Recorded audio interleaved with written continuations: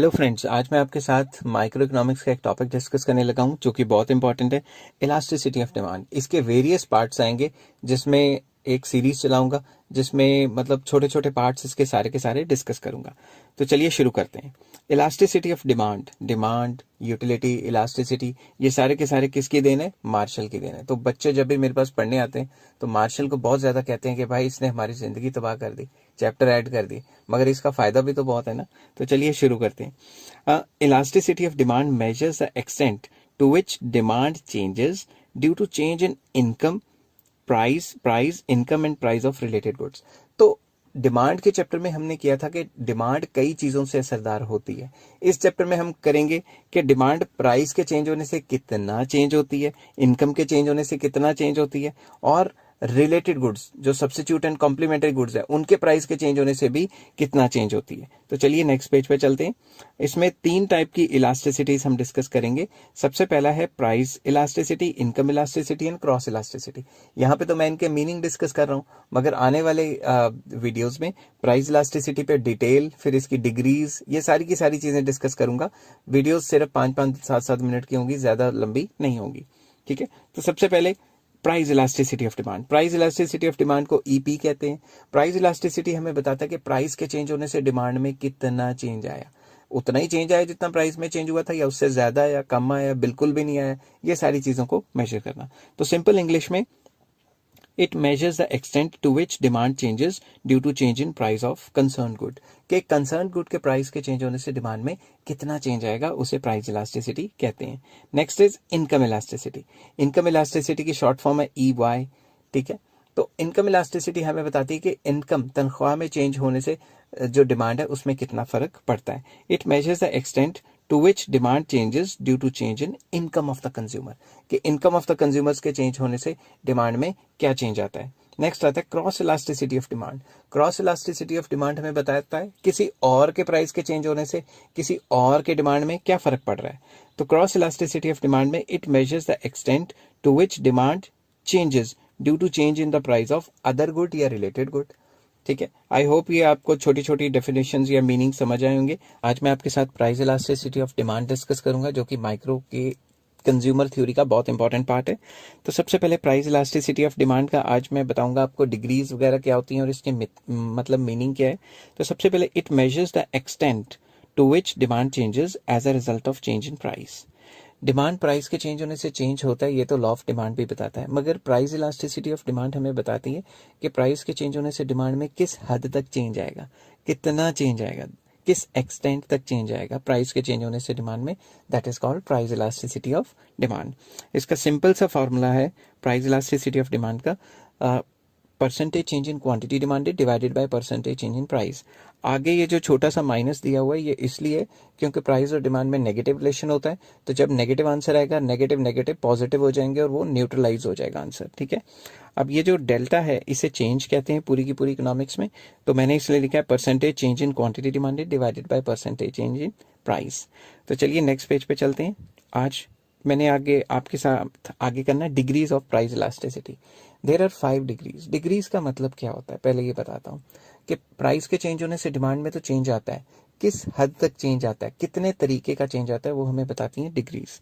तो सबसे पहले आ जाती है परफेक्टली इलास्टिक डिमांड। तो परफेक्टली इलास्टिक डिमांड एक ऐसी सिचुएशन है जिसमें अगर प्राइस में जरा सा भी चेंज आया तो डिमांड परफेक्टली इलास्टिक है, मतलब डिमांड में बहुत ज्यादा चेंज आने वाला है। ठीक है, फॉर एग्जाम्पल अगर प्राइस 1% बढ़ गया तो डिमांड क्या पता गिर के 0 ही हो जाए, और क्या पता डिमांड 1% गिर गया, प्राइस 1% गिर गया तो डिमांड बढ़ के इन्फानाइट तक चली जाए। तो इस केस में ज्यादातर प्राइस फिक्स रहता है और एक फिक्स प्राइस पे परफेक्टली इलास्टिक डिमांड होती है। आप जितनी मर्जी डिमांड बढ़ा सकते हो और जितनी मर्जी डिमांड कम कर सकते हो। इसका मैं एग्जांपल देता हूँ, पहले सिंपल इंग्लिश में चलते हैं। It is a situation when demand is infinite at a prevailing price. एक प्रिवेलिंग प्राइस पे डिमांड इन्फानाइट है। It is a situation where a slightest rise in price causes quantity demanded of a commodity to fall 0 and vice versa. अगर price बढ़ गया हल्का सा, demand 0 भी हो सकती है, और अगर प्राइस गिर गया तो डिमांड इन्फानाइट तक जा भी सकती है। इसका मैं डायग्राम बनाता हूँ आपको। X axis, Y axis point of origin. यहाँ पे एक्स एक्सिस में हमेशा क्वांटिटी डिमांडेड दी जाती है और वाई एक्सिस में प्राइजेस दिए जाते हैं। ये कन्वेंशन है, ये कोई रूल नहीं है। इस केस में जो डिमांड का बनेगी वो पैरेलल टू एक्स एक्सिस बनेगी। तो इस केस में प्राइस तो फिक्स हो गया। इस फिक्स प्राइस पे जितनी मर्जी आप डिमांड करो, इतनी करो, इतनी करो, इतनी करो, तो इस केस में प्राइस फिक्स रहता है और डिमांड परफेक्टली इलास्टिक, मतलब जितनी मर्जी बढ़ाई भी जा सकती है, जितनी मर्जी कम भी की जा सकती है। तो इसीलिए प्राइस इलास्टिसिटी ऑफ डिमांड इस केस में इनफाइनाइट होती है। तो चलिए नेक्स्ट पे चलते हैं। नेक्स्ट आ जाता है परफेक्टली इन इलास्टिक। जैसा कि नाम है इन इलास्टिक, इन इलास्टिक मतलब कोई चेंज नहीं आएगा। प्राइस में जो मर्जी चेंज आ जाए, डिमांड में बिल्कुल भी चेंज नहीं आएगा। तो चलिए इसको सिंपल इंग्लिश में पढ़ते हैं। It is a situation in which change in price causes no change in quantity demanded. Price के चेंज होने से डिमांड में बिल्कुल भी चेंज नहीं आता। In simple words, it is a situation where even substantial change in price, अच्छा खासा प्राइस में चेंज आ भी जाए तो इसमें क्या होता है, इसमें यहाँ से मैंने लीव के स्पेलिंग गलत लिख दी है स्पीड में। Leave the demand unaffected. तो प्राइस के चेंज होने से डिमांड में बिल्कुल भी चेंज नहीं आएगा। इसको मैं सिंपल वर्ड्स में लिखता हूँ, अगर प्राइस बढ़ जाएगा तो भी डिमांड कांस्टेंट है, प्राइस गिर जाएगा तो भी डिमांड कांस्टेंट है। बेसिकली ये कब होता है, जब नेसेसिटीज आती हैं। फॉर एग्जांपल नमक या फिर मेडिसिन। अगर नमक सस्ता हो जाता है तब भी आप उतना ही खाओगे, महंगा हो जाता है तब भी उतना ही खाओगे। ऐसा तो नहीं देखा कि नमक के प्राइस 2 रुपये गिर गए और आपने 10 किलो खाना शुरू कर दिया, ऐसा तो बिल्कुल नहीं हो सकता, ठीक है ना। और मेडिसिन जितनी डॉक्टर ने प्रिस्क्राइब की है उतनी खाओगे। अगर मेडिसिन सस्ती होगी या डिस्काउंट पे मिल रही है तो आप डबल खानी थोड़ा ना शुरू कर दोगे। तो इसका अगर हम डायग्राम बनाएं, X axis Y axis point of origin, यहाँ पे लिखें प्राइस, यहाँ पे लिखें क्वांटिटी डिमांडेड। इसकी जो कर्व बनेगी वो पैरेलल टू वाई एक्सेस बनेगी। ये कहती है कि चाहे प्राइस इतना हो, चाहे प्राइस इतना हो, चाहे प्राइस इतना हो जाए, प्राइस के चेंज होने से डिमांड फिक्स रहेगी, डिमांड में कोई चेंज नहीं आएगा। इस केस में प्राइस इलास्टिसिटी 0 होती है, मतलब कोई इलास्टिसिटी है ही नहीं। लास्ट केस में क्या होती थी, प्राइस इलास्टिसिटी इनफाइनाइट। तो ये बात याद रखनी है। परफेक्टली इलास्टिक एक एक्सट्रीम कंडीशन है और परफेक्टली इन इलास्टिक भी एक एक्सट्रीम कंडीशन है, जिसमें एक में प्राइस के चेंज होने से डिमांड में अनगिनत चेंज, इनफाइनाइट चेंज, और दूसरे में प्राइस के चेंज होने से डिमांड में बिल्कुल भी चेंज नहीं। तो चलिए तीसरी सिचुएशन पे चलते हैं, unitary elastic demand. Unitary is drive from the word unity, unity का मतलब होता है वन। तो ये एक ऐसी सिचुएशन है जिसमें जितना प्राइस में चेंज आएगा उतना ही डिमांड में चेंज आएगा। फॉर एग्जाम्पल, अगर प्राइस बढ़ गए 10% तो डिमांड गिर जाएगी 10%, ठीक है। और अगर प्राइस गिर गए 10%, डिमांड बढ़ जाएगी, क्योंकि प्राइस और डिमांड में तो नेगेटिव रिलेशन है, मगर वो सेम परसेंटेज से बढ़ेगी। तो इसको कहते हैं unitary elastic demand. Simple language में अगर आपको समझाऊं तो it is a situation when quantity demanded in response to change in own price of a commodity in such that, मतलब प्राइस के चेंज होने से डिमांड में इस हिसाब से चेंज आता है कि जो टोटल एक्सपेंडिचर है वो सेम रहे, टोटल जो खर्चा आपका वो सेम रहे। इसको और आसानी से डिस्कस करना है तो इसे कहते हैं कि जितना प्राइस में चेंज आए उतना परसेंट ही डिमांड में चेंज आए। आपको मैंने पीछे क्या बताया था कि प्राइस इलास्टिसिटी का क्या फॉर्मूला है। प्राइस इलास्टिसिटी का फॉर्मूला है percentage change in quantity demanded divided by percentage change in price. अब आप खुद सोचो, अगर दोनों में सेम परसेंटेज का चेंज है तो ये दोनों तो कैंसिल हो जाएंगे और 1 आ जाएगा। तो प्राइस के चेंज होने से डिमांड में सेम चेंज आना चाहिए नेगेटिव वे में, मतलब अगर प्राइस 10% बढ़ा है तो डिमांड 10% गिर जाए, और अगर प्राइस 10% गिरा है तो डिमांड 10% बढ़ जाए। इस सिचुएशन में डायग्राम कैसा होगा, तो चलिए शुरू करते हैं। X axis Y axis point of origin, यहाँ लिखा प्राइस, यहाँ लिखा क्वांटिटी डिमांडेड। फॉर एग्जांपल इतना प्राइस है और इतनी क्वांटिटी डिमांडेड है। अगर मान लो प्राइस गिर गया 10%, तो जितनी ये जगह आ रही है ना उतनी ही ये जगह बनानी है आपने, कि अगर प्राइस 10% गिरा है तो डिमांड भी 10% बढ़ी है।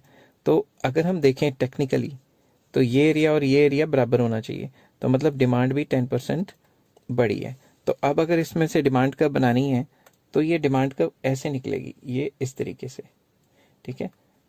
तो ये बन गई डिमांड कर्व आपकी। तो डिमांड कर्व क्या है, यूनिटरी इलास्टिक, मतलब प्राइस के चेंज होने से डिमांड में बराबर चेंज आता है। आप ऐसा भी कर सकते थे कि प्राइस को बढ़ा देते 10% और डिमांड को गिरा देते, तब भी यूनिटरी इलास्टिक ही मानी जाती, ठीक है। तो नेक्स्ट पेज पे चलते हैं। यहाँ पे आ जाता है greater than unitary elastic. Greater than unitary elastic एक ऐसी सिचुएशन है जिसमें प्राइस के चेंज होने से डिमांड में ग्रेटर चेंज आता है, ठीक है ना। अब आप खुद सोचें, इसका ये फॉर्मूला है minus percentage change in quantity demanded divided by percentage change in price. तो अगर डिमांड में ज़्यादा चेंज आ रहा है, मान लो 20% का, और प्राइस में कम चेंज आ रहा है, मान लो 10% का, तभी तो 1 से ज़्यादा आंसर आएगा ना। ग्रेटर देन यूनिटरी इलास्टिक मतलब ग्रेटर देन 1। तो ये एक ऐसी सिचुएशन है जिसमें प्राइस के चेंज होने से डिमांड में ज़्यादा चेंज आता है। दूसरी एग्जाम्पल मैं आपको कह देता हूँ, मान लो प्राइस बढ़ गया 10%, तो जो डिमांड है वो गिरेगी 20%, तो प्राइस में चेंज आने से डिमांड में ज़्यादा चेंज आएगा। और अगर मान लो प्राइस गिर गया 10%, डिमांड 10% से ज़्यादा इंक्रीज हो जाएगी। इसका मैं डायग्राम बनाता हूँ। X axis, Y axis, point of origin, price, quantity demanded. Suppose price इतना है और डिमांड इतनी है, ठीक है। मान लेते हैं कि प्राइस गिर गया मान लो 5% से, तो प्राइस गिर गया तो डिमांड बढ़ जाएगी, ठीक है ना, वो तो बढ़ती है, मगर जो डिमांड में जो इंक्रीज आएगा वो प्राइस के डिक्रीज से काफ़ी ज़्यादा होगा। आई होप ये सारी चीज़ें आपको समझ आ रही हैं। तो ये डिमांड कब बन गई है इसकी, तो ये हो जाता है प्राइस इलास्टिसिटी ग्रेटर देन 1 मतलब ग्रेटर देन यूनिटी, ठीक है। अब डायग्राम मैंने कोई कंप्यूटराइज तरीके से बना के सीधा कॉपी पेस्ट तो किए नहीं हुए, उसमें मज़ा सा नहीं आता, तो मैं बना के दिखाता हूँ तो ही मज़ा आता है। पर हल्की उल्की लाइन थोड़ी टेढ़ी हो जाए तो उसको थोड़ा मतलब कर लेना एडजस्ट, क्योंकि मैं कॉपी पेस्ट करके दिखाऊंगा, फिर डायग्राम आपके सामने नहीं बनाऊंगा तो आपको समझ ही नहीं आएगी कि बनता कैसे है, ठीक है। तो चलिए नेक्स्ट पेज पे चलते हैं और 5th डिग्री डिस्कस करते हैं, less than unitary elastic demand. Less than unitary elastic demand एक ऐसी सिचुएशन है जिसमें प्राइस के चेंज होने से डिमांड में जो है कम चेंज आता है। फॉर एग्जाम्पल, अगर प्राइस बढ़ता है 10%, तो डिमांड को तो गिरना चाहिए ना, मगर डिमांड गिरती है कम 5%। और अगर प्राइस गिरता है 10%, डिमांड को तो बढ़ना चाहिए, मगर डिमांड कम परसेंटेज से बढ़ेगी। अब इसका मैं प्रैक्टिकली आपको बता देता हूँ। मान लो ये फॉर्मूला है, percentage change in quantity demanded divided by percentage change in price. अब अगर डिमांड में कम चेंज आता है, मान लो 5%, और प्राइस में चेंज आता है ज़्यादा 10%, तो दोनों को अगर कैंसिल करूंगा तो 0.5 आ गया ना। तो कहने की बात यह है कि जब भी आपका प्राइस में ज़्यादा चेंज आएगा और डिमांड में कम चेंज आएगा तो आपका आंसर हमेशा 1 से कम कम आएगा। 1 से कम आना मतलब यूनिटी से कम आना मतलब लेस देन यूनिटरी इलास्टिक। अब इसका एक डायग्राम बनाते हैं। एक्स एक्सिस पे देते हैं क्वांटिटी डिमांडेड, वाई एक्सिस पे देते हैं प्राइजेस। पेन का थोड़ा कलर चेंज करता हूँ। मान लो प्राइजेस इतने हैं और डिमांड इतनी है, और चलो इस बार बढ़ने का केस ले लेते हैं। प्राइजेस बढ़ गए 10%, प्राइजेस बढ़ गए ना, डिमांड गिरी है मगर डिमांड सिर्फ 5% ही गिरी है, Q1, ठीक है। अब ये मत कहना कि ये इससे हाफ दिख रहा है, नहीं दिख रहा, बस थोड़ा जज्बात समझ जाना कि भाई प्राइस में चेंज आने से डिमांड में कम चेंज आता है। अगर मैं इसको थोड़ा कलर चेंज करके करूं तो इसका जो कर्व बनेगी वो इस टाइप से बनेगी, ठीक है।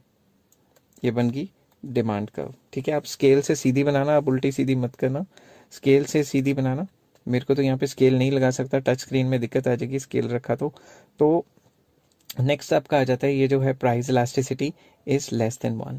बेसिकली ये कब होता है, ये लेस देन 1 तब होता है जब प्राइस के चेंज करने से हम डिमांड में काफ़ी कम चेंजेस करते हैं, हमारे पास ऑल्टरनेटिव कम होते हैं या सब्सिट्यूट्स कम है उसके, तो प्राइस के चेंज होने से डिमांड में कम चेंज लेके आते हैं।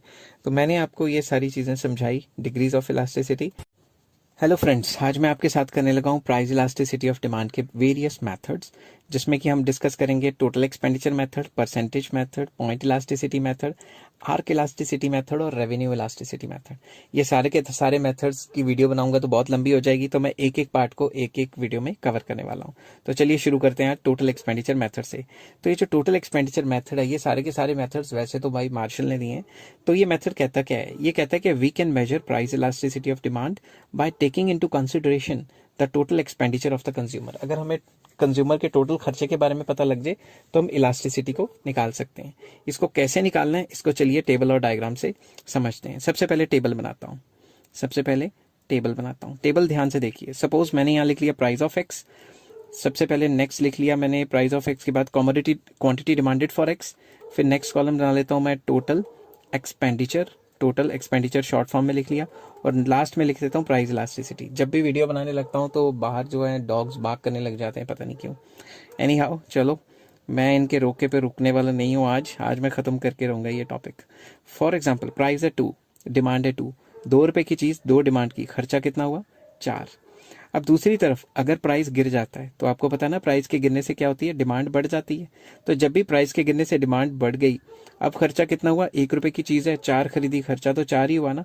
अब ध्यान से देखो, प्राइस के चेंज होने से खर्चे में कोई चेंज नहीं आया। जब भी प्राइस के चेंज होने से खर्चे में कोई चेंज नहीं आता तो इलास्टिसिटी हमेशा 1 होती है। ये बात आपको याद रखनी है।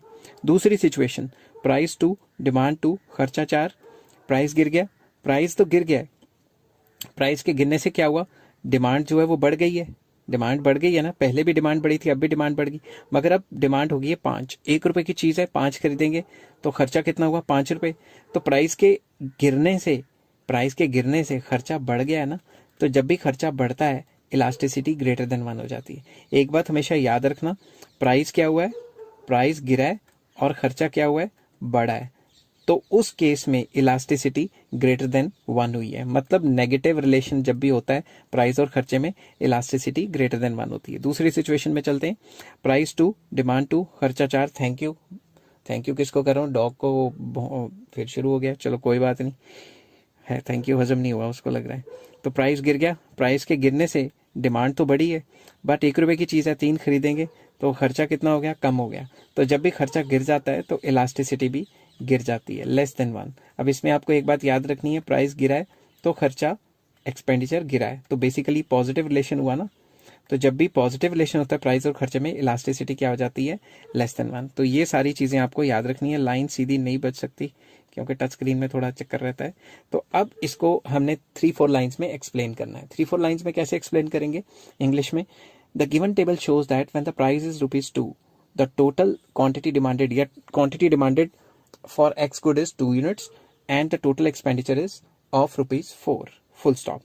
With the fall in price up to ₹1, the quantity demanded rises up to 4 units and the total expenditure remains the same. In this situation, elasticity is equal to 1. Price elasticity of demand is equal to 1, full stop. In another situation, with the fall in price up to ₹1, the quantity demanded for X good rises up to 5 units and which leads to rise in the total expenditure from ₹4 to ₹5, which leads to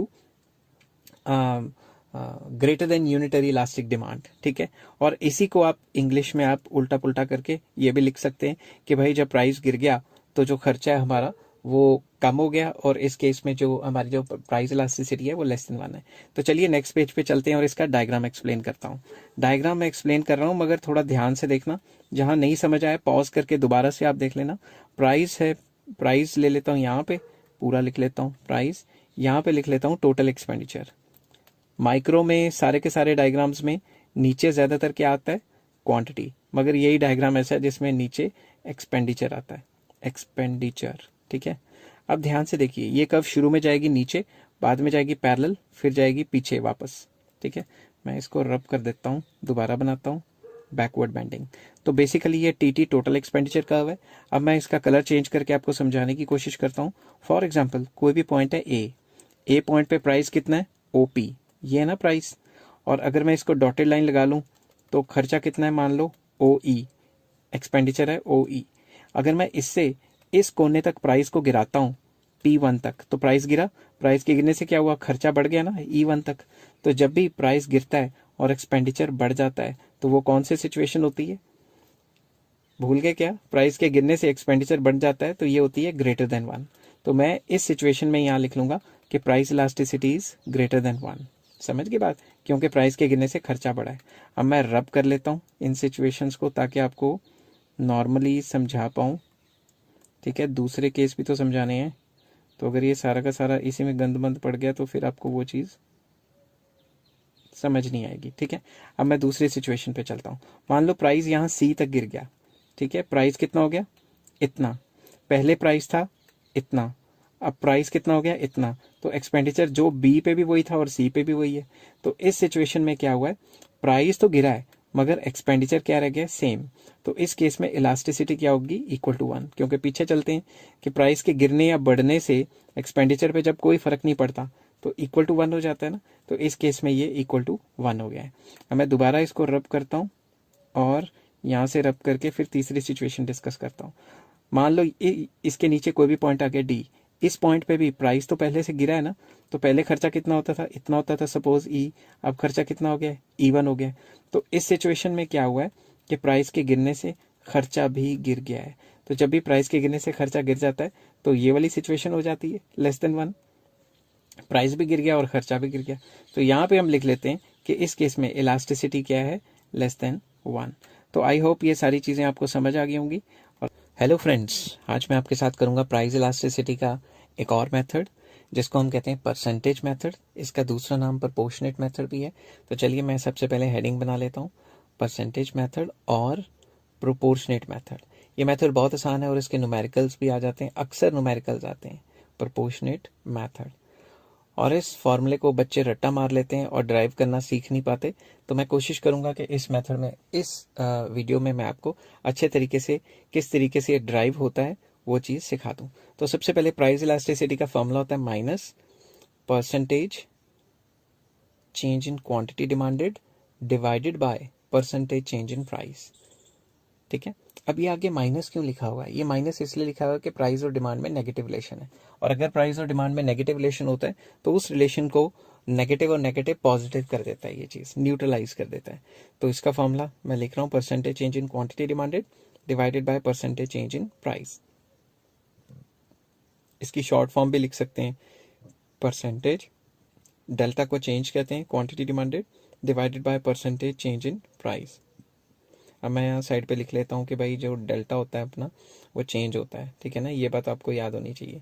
तो मैं सबसे पहले percentage change in quantity demanded का formula निकालता हूँ। Percentage change in quantity demanded का formula नई quantity Q1 minus पुरानी क्वांटिटी डिवाइडेड बाय पुरानी क्वांटिटी इंटू 100। साइड पे लिख लेता हूँ, Q1 क्या है, न्यू क्वांटिटी, और Q क्या है, ओल्ड क्वांटिटी। तो फॉर्मूला बहुत आसान है, नई क्वांटिटी माइनस पुरानी डिवाइडेड बाय पुरानी इंटू 100, ठीक है, ओल्ड क्वांटिटी। अब जैसे ये क्वांटिटी डिमांडेड के साथ किया है उसी तरीके से प्राइस के साथ भी करना है। तो percentage change in price that is equals to नया प्राइस माइनस पुराना डिवाइडेड बाय पुराना इंटू 100। साइड पे लिख देता हूँ कि P1 क्या है, न्यू प्राइस, और P क्या है, ओल्ड प्राइस, ओल्ड प्राइस। ठीक है, अब ध्यान से देखिए, इन सारी वैल्यूज को उस फॉर्मूले में आपने डाल देना है। फॉर्मूला क्या था, मैं दोबारा लिख लेता हूँ, माइनस में percentage change in quantity demanded divided by percentage change in price. तो अब इसका जो ऊपर वाली वैल्यूज हैं इसमें डाल देते हैं। तो सबसे पहले आ जाएगा नई क्वांटिटी माइनस पुरानी क्वांटिटी डिवाइडेड बाय पुरानी इंटू 100 होल ओवर नया प्राइस माइनस पुराना डिवाइडेड बाय पुराना इंटू 100। ठीक है, आगे माइनस। अब पेन का कलर चेंज करके लिखते हैं कि ये जो 100 है ये तो कैंसिल हो जाएंगे। ठीक है, तो आपके पास क्या बचेगा, आपके पास बचेगा ये वाला Q1 माइनस Q। नई क्वांटिटी में से पुरानी निकालेंगे तो चेंज इन क्वांटिटी आ जाएगी। सिमिलरली नया प्राइस माइनस पुराना प्राइस चेंज इन प्राइस, और आगे माइनस। अब इसको मैं इस तरीके से सिंप्लीफाई करने की कोशिश करूंगा। ठीक है, तो इलास्टिसिटी का ये फॉर्मूला भी बन सकता है, change in Q divided bye Q divided by change in P divided by P। अब इसको, ये जो डिवाइड की फॉर्म में, इसको थोड़ा मल्टीप्लाई की फॉर्म में करते हैं। ठीक है, change in Q divided bye Q multiply by P ऊपर आ जाएगा और चेंज इन P नीचे आ जाएगा। ठीक है, तो इसको इस तरीके से उल्ट पुल्ट कर करके हम एक फॉर्मूला ड्राइव कर लेंगे। तो अब चेंज वाले एक तरफ कर देते हैं, चेंज वाले एक तरफ कर दें तो ये आ जाएगा change in Q change in P एक तरफ आ जाएगा और PQ एक तरफ आ जाएगा। तो जो फाइनल फॉर्मूले की शेप बनेगी वो ये वाली बनेगी, change in Q divided by change in P multiply by P by Q। I hope ये सारी चीज़ें आपको समझ आ रही होंगी। और इसमें न्यूमेरिकल भी आ जाता है, तो न्यूमेरिकल भी आता है, आगे आपको न्यूमेरिकल भी कराऊंगा। तो अगर आपको समझ आ गया है तो प्लीज़ एक चीज़ इंपॉर्टेंट है वो नोट कर लीजिए। ये मेथड कब यूज़ करना है, ये मेथड सिर्फ तभी यूज़ करना है जब प्राइस और क्वांटिटी में स्मॉल चेंजेस आते हैं। मैं लिख लेता हूँ, स्मॉल चेंजेस के केस में ये यूज़ करना है, बड़ी बड़ी चेंजेस के केस में ये यूज़ नहीं होता। This method is used only in situation, तभी यूज़ करना है, इन सिचुएशन वेयर या व्हेन, कुछ भी लिख सकते हो, when change in, where change in, दोबारा लिखता हूँ, price and consequent change in quantity demanded, मतलब प्राइस और क्वांटिटी डिमांडेड में जो भी चेंज आ रहा है आर वेरी स्मॉल। ये मेथड सिर्फ तभी यूज़ करना है जब प्राइस और क्वांटिटी डिमांडेड में स्मॉल चेंजेस आ रहे हैं। ठीक है, आई होप ये चीज़ें समझ आ गई होंगी। हेलो फ्रेंड्स, आज मैं आपके साथ माइक्रो इकोनॉमिक्स के डिमांड के चैप्टर का, इलास्टिसिटी ऑफ डिमांड के चैप्टर का एक टॉपिक डिस्कस करूंगा, जिसे कहते हैं पॉइंट इलास्टिसिटी ऑफ डिमांड। अभी पॉइंट इलास्टिसिटी ऑफ डिमांड होता क्या है? ये मेथड कहता है कि हम डिमांड कर्व पे किसी भी एक पॉइंट पे इलास्टिसिटी निकाल सकते हैं, और हर एक पॉइंट पे इलास्टिसिटी अलग अलग होगी, इसलिए हमें अलग अलग तरीके से निकालनी है। तो it is the elasticity calculated on a single point of the demand curve. Simple English में लिखा है, price elasticity of demand is different at different points. अलग अलग पॉइंट पे अलग अलग निकलेगी on the same demand curve. Hence price elasticity of demand is calculated separately for each point. हर एक पॉइंट पे अलग अलग निकलती है। अब इसको दो तरीके से डिस्कस कर सकते हैं। इसके दो सेपरेट मेथड्स हैं इसको निकालने के। किस किस तरीके से निकालते हैं मैं सारा का सारा आपको बताऊंगा नेक्स्ट पेज पे, ठीक है। तो टू सेपरेट मेथड्स हैं, इसके टू सेपरेट हेडिंग्स में डिस्कस करेंगे। एक तो है जी +2 लेवल, जो 12th क्लास में हम करते हैं, स्कूल लेवल पे करते हैं, और एक ग्रेजुएशन लेवल है, वो भी आपको बताऊंगा, और पोस्ट ग्रेजुएशन लेवल, ठीक है। तो सबसे पहले linear demand curve. Linear demand curve में डिमांड कर्व एक स्ट्रेट लाइन होती है। उस केस में इसका फॉर्मूला होता है price elasticity is equals to lower segment divided by upper segment. मतलब लोअर हिस्से को अपर हिस्से से डिवाइड कर दोगे तो आपको इलास्टिसिटी आ जाएगी। ये कैसे निकालते हैं, चलिए शुरू करते हैं। ये आपका है एक्स एक्सिस, ये है वाई एक्सिस, ये है point of origin. X axis पे हमने लिख दिया क्वांटिटी डिमांडेड, वाई एक्सिस पे लिख दिया प्राइस। अब लाइन थोड़ी उल्टी सीधी या फिर थोड़ी सी टेढ़ी बन गई तो माफ करना, क्योंकि स्केल यहाँ पे है नहीं तो मैं सीधी लाइन खींच नहीं सकता, ठीक है। तो मेरी तरफ से पूरी कोशिश रहेगी कि मतलब आपको समझ आ जाए। तो सपोज ये एक डिमांड कर्व है जो एक्स एक्सिस वाई एक्सिस को टच कर रही है, और ये है ए पॉइंट और बी पॉइंट, तो डिमांड कर्व है ए बी, ठीक है। अगर मैं इसमें कोई सेंटर पॉइंट ले लेता हूँ सी, सेंटर पॉइंट, अगर ये पॉइंट सेंटर है तो ये हिस्सा और ये हिस्सा बराबर हो गया आपस में। तो अगर मैं इलास्टिसिटी का फॉर्मूला निकालूं तो वो क्या होता है, lower segment divided by upper segment, lower segment divided by upper segment. तो इसमें लोअर सेगमेंट क्या है, लोअर सेगमेंट इसमें है बीसी, बीसी को सीबी भी लिख सकते हो, बात तो एक ही है। तो लोअर सेगमेंट है ये वाला, ठीक है, तो मैं यहाँ लिख देता हूँ, और ये वाला है अपर सेगमेंट। तो लोअर सेगमेंट है बीसी या सीबी, कुछ भी लिख सकते हो, और अपर सेगमेंट है एसी या सीए। तो ये हो गया ना। अब देखो ये हिस्सा और ये हिस्सा बराबर है। जब दोनों के दोनों हिस्से बराबर हैं तो दोनों कैंसिल होकर आंसर 1 नहीं आ जाएगा। समझ आ गई ये बात? तो हमेशा सेंटर पॉइंट पे इलास्टिसिटी 1 होती है, क्योंकि लोअर सेगमेंट अपर सेगमेंट बराबर है और ये आपस में कैंसिल हो जाती है। इसको रब करता हूँ ताकि ज़्यादा गचड़ मचड़ यहाँ पे मतलब साफ सफाई हो और यहाँ पे ज़्यादा गंद ना मचे, ठीक है। अब मैं क्या करता हूँ, इसके सी पॉइंट के नीचे कोई भी पॉइंट लेता हूँ। फॉर एग्जाम्पल मैं ले रहा हूँ डी पॉइंट, ठीक है। सी पॉइंट के नीचे कोई भी पॉइंट लेता हूँ डी पॉइंट, ठीक है। अब डी पॉइंट जब मैं लेता हूँ तो अब इस केस में लोअर सेगमेंट कितना हो गया, इसको रब करता हूं दोबारा से। लोअर सेगमेंट हमारा हो गया ये कितना आ गया, डी बी या बी डी कुछ भी लिख सकते हो। और अपर सेगमेंट हो गया ये सारा का सारा, अपर सेगमेंट हो गया ए डी, ठीक है। अब ध्यान से देखो, ए डी या डी ए कुछ भी लिख सकते हो। अब लोअर सेगमेंट है छोटा, अपर सेगमेंट है बड़ा, ठीक है। ये क्या है, स्मॉल, और ये क्या है, बिग या लार्ज, कुछ भी लिख सकते हो। अगर किसी भी स्मॉल नंबर को बड़े नंबर से डिवाइड करो तो आंसर तो <1 ही आता है ना, ठीक है।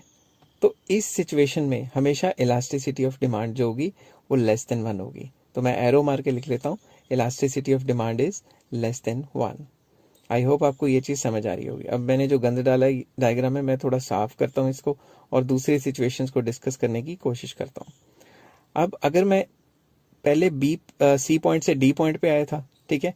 अब अगर मैं डी पॉइंट से उठा के बी पॉइंट पे कर दूं तो इस केस में जो पहले लोअर सेगमेंट थी वो थी बी डी, अब लोअर सेगमेंट खत्म ही हो जाएगी, लोअर सेगमेंट हो जाएगी 0। समझ गई बात? लोअर सेगमेंट कितनी हो जाएगी, 0, क्योंकि लोअर हिस्सा तो मैंने खत्म ही कर दिया ना, डी पॉइंट को उठा के बी पे लिख दिया। और अपर सेगमेंट कितनी हो जाएगी, ये सारी की सारी अपर सेगमेंट हो जाएगी। तो अपर सेगमेंट कितनी है, ए बी, क्योंकि अपर सेगमेंट को मैं लगातार बढ़ा रहा हूं। तो 0 डिवाइडेड बाय समथिंग इज 0, इसीलिए इस पॉइंट पे इलास्टिसिटी क्या होती है, 0। आई होप ये सारी चीज़ें आपको समझ आ रही होंगी। अब मैं रब करता हूँ इसको ताकि ज़्यादा गंद ना पड़े। तो इसके बाद मैं सी पॉइंट से ऊपर एक पॉइंट लेता हूँ, मान लो ई पॉइंट, ठीक है। ई पॉइंट के केस में अगर मैं लेता हूँ तो इसमें लोअर सेगमेंट कितना है, इसमें लोअर सेगमेंट है ये वाला हिस्सा, ये अपर सेगमेंट हो गया और ये सारा का सारा लोअर सेगमेंट हो गया।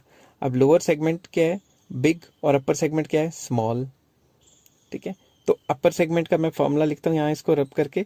सबसे पहले लोअर सेगमेंट है ई बी या बी ई, कुछ भी लिख सकते हो, और अपर सेगमेंट है ए ई या ई ए, ठीक है। अब क्या है, big number divided by small number. तो जब भी बड़े नंबर को छोटे से डिवाइड करोगे आंसर तो 1 से ज़्यादा ही आएगा ना। तो इसीलिए अगर हम सेंटर पॉइंट के ऊपर कोई भी पॉइंट लेते हैं तो इस केस में इलास्टिसिटी क्या आती है, greater than 1। Elasticity of demand greater than 1। अब मैं फिर से इसको रब करता हूँ ये सारी चीज़ों को, ताकि थोड़ा मतलब हचड़ पचड़ थोड़ा साफ सफाई हो डायग्राम में। ये मैं सारा का सारा साफ करता हूँ यहाँ से, ठीक है। इसके बाद अब मैं क्या करता हूँ, ये जो ई पॉइंट है इसको उठा के ए पे ले गए, मतलब लोअर सेगमेंट पूरी की पूरी ऊपर तक स्ट्रेच कर दी। तो इस केस में लोअर सेगमेंट क्या हो जाएगी, इस केस में लोअर सेगमेंट ये सारा का सारा, यहाँ से मैं बताता हूँ, ये सारा का सारा लोअर सेगमेंट रह जाएगी। और अपर सेगमेंट क्योंकि हमने ई से ए पॉइंट पे लेके गए थे तो वो खत्म हो जाएगी, जीरो हो जाएगी। और something divided by zero is infinite.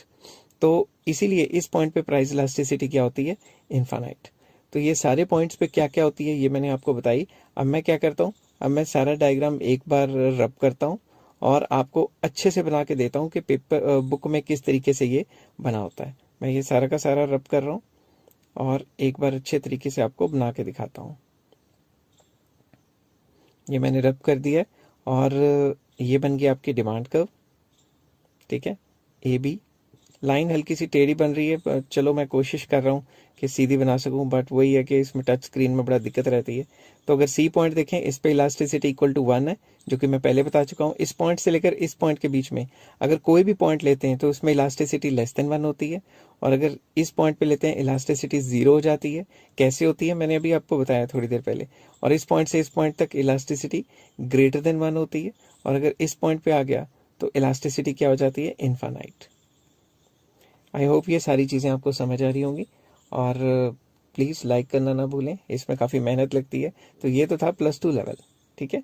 अब +2 लेवल के बाद अगर आपने जोर लगाना है तो +2 लेवल के लिए बहुत सारा है। मगर अगर आपने ग्रेजुएशन लेवल करना है या पोस्ट ग्रेजुएशन लेवल करना है तो how to drive the formula. ये भाई फॉर्मूला निकला कैसे, हमने तो रट्टा मार लिया स्कूल लेवल पे, लोअर सेगमेंट अपर सेगमेंट। अब मैं आपको ड्राइव करके बताता हूँ ये फॉर्मूला निकला कैसे। तो ये graduation level plus masters degree level के लिए ये बहुत इंपॉर्टेंट है, ठीक है। तो चलिए शुरू करते हैं। ये मास्टर डिग्री लेवल के लिए या पीजी मतलब पोस्ट ग्रेजुएशन लेवल के लिए ये बहुत इंपॉर्टेंट है। अब एक डायग्राम मुझे गिवन था एक्स एक्सिस वाई एक्सिस, तो मैंने डिमांड कर्व को पहले से ही नाम देके रखा है ए एम। अब ये जो डिमांड कर्व है इस पे एक पॉइंट ले लिया ए पॉइंट पे जो प्राइस है वो है ओपी और जो क्वांटिटी है वो है ओ क्यू, ठीक है। और अगर मान लो प्राइस गिर जाता है, कोई और पॉइंट ले लेता हूँ, लेट मैं सी पॉइंट ले लेता हूँ। इस पे नया प्राइस हो गया P1 और न्यू क्वांटिटी होगी Q1, ठीक है। इसमें आपको हल्का सा ज्योमेट्री आनी चाहिए, हल्की फुल्की ज्योमेट्री आनी चाहिए। ये हो गया चेंज इन प्राइस और ये हो गया चेंज इन क्वांटिटी। अब मैं ये नहीं कह रहा कि आप मैथ्स में PhD करके आओ, मगर हल्की फुल्की 7th 8th 9th क्लास की आपको आनी चाहिए। तो इसका फॉर्मूला क्या था इलास्टिसिटी का, percentage method, change in Q divided by change in P multiply by P by Q. और आगे माइनस तो आता ही, आपको पता ही है, मैंने बताया हुआ परसेंटेज मेथड में। तो चेंज इन क्यू जो क्वांटिटी है उसमें चेंज कितना आया, जो चेंज इन क्यू है वो किसके बराबर है, Q1। तो मैं सबसे पहले साइड पे लिखता हूँ ये चीज़ें ताकि आपको थोड़ा सा समझ आ जाए, ठीक है, आपकी आसानी के लिए। चेंज इन क्यू मतलब क्वांटिटी में कितना चेंज आया, Q1। अब ये जो Q1 है इसको मैं इस तरीके से भी तो लिख सकता हूँ कि ये जो Q1 है, अगर मैं यहाँ पे कोई और पॉइंट दे दूँ, लेट, ओहो यार ये टच स्क्रीन में ये बड़े स्यापे होते हैं, बटन दब जाता है अपने आप। तो ये पॉइंट अगर B है तो Q1 तो और BC ये तो बराबर हो गए ना, क्योंकि ये तो आमने सामने है और वो जो है रेक्टेंगल के सामने वाली साइड्स बराबर होती हैं। वैसे ही चेंज इन P ये है P1 जिसको हम लिख सकते हैं कि ये बराबर है किसके, A और B के, ठीक है। आई होप ये चीज़ें आपको समझ आ रही होंगी। तो हम इन वैल्यूज़ को वहाँ पे पुट करेंगे और उनकी वैल्यू निकालेंगे। मैं साफ़ सुथरा कर लेता हूँ ये डायग्राम, क्योंकि अगर साफ़ सुथरा नहीं किया तो इसमें मुझे आपको कई चीज़ें समझानी है, फिर आप समझ नहीं पाएंगे, ठीक है। तो सबसे पहले मैं ये वैल्यूज़ डाल देता हूँ। तो सबसे पहले चेंज इन क्यू की जगह डालूंगा BC और चेंज इन P की जगह डालूंगा मैं AB, ठीक है। इसको अच्छे से साथ के साथ पॉज कर करके लिखना आपने, क्योंकि अगर पॉज कर करके नहीं लिखा तो आपको समझ आना बंद हो जाएगा। सिमिलरली जो प्राइस है ओपी, ठीक है।